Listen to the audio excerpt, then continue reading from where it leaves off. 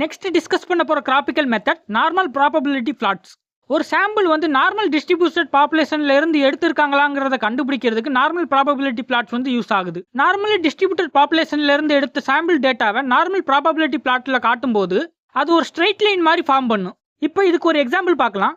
இப்போ ஒரு drilling operation நடக்குது. அந்த ட்ரில்லிங் ஆப்ரேஷன்ல ட்ரில் பண்ணக்கூடிய அந்த டயாவோட சைஸ் வந்து கண்டினியூஸாக ரெக்கார்ட் பண்ணியிருக்காங்க. அந்த டேட்டாவை நம்ம இப்போ எக்ஸாம்பிளுக்கு எடுத்துக்கலாம். ஒரு நார்மல் ப்ராபபிலிட்டி பிளாட்டை கிரியேட் பண்ண ஃபர்ஸ்ட் ஸ்டெப்பே குமுலேட்டிவ் ஃப்ரீக்வன்சி டிஸ்ட்ரிபியூஷன் டேபிள் வந்து கிரியேட் பண்ணுறது தான்.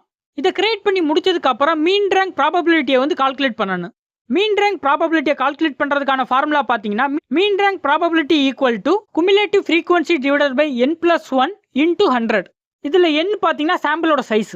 இப்போ மீன் ரேங்க் ப்ராபபிலிட்டி எஸ்டிமேஷனுக்கு ஃபுல்லி பாப்புலேட் டேபிள் வந்து நான் ஸ்க்ரீனில் கொடுத்துட்றேன். நெக்ஸ்ட் ஸ்டெப்பில் இருக்கக்கூடிய டேட்டாவை யூஸ் பண்ணி லாக் பேப்பர் இல்லைன்னா மினிடேப்பில் ஒரு கிராஃப் பிளாட் வந்து ரெடி பண்ணணும். மினிடேப்புங்கிறது பார்த்தீங்கன்னா ஒரு ஸ்டாட்டிஸ்டிக்கல் சாஃப்ட்வேர். இது வந்து 6 சிக்மால ரொம்பவே யூஸ்ஃபுல்லாக இருக்கும். இப்போ மினிடேப் நார்மல் ப்ராபபிலிட்டி பிளாட்டோட இன்ஸ்ட்ரக்ஷனும் நான் ஸ்க்ரீனில் கொடுத்துட்றேன். அதே மாதிரி கம்ப்ளீட்டான கிராஃபும் நான் ஸ்க்ரீனில் கொடுத்துட்றேன். இப்போ இந்த கிராஃபை பார்க்கும்போது உங்களுக்கு தெளிவாக தெரியும் ரேண்டமாக இருக்கக்கூடிய சாம்பிள்ஸ் வந்து ஒரு ஸ்ட்ரெயிட் லைனை வந்து எப்படி ஃபார்ம் பண்ணியிருக்குன்னு. இதனால அந்த டேட்டா எல்லாமே நார்மலி டிஸ்ட்ரிபியூட்டட் பாப்புலேஷன்ல இருந்து எடுத்தது நமக்கு தெரிய வருது.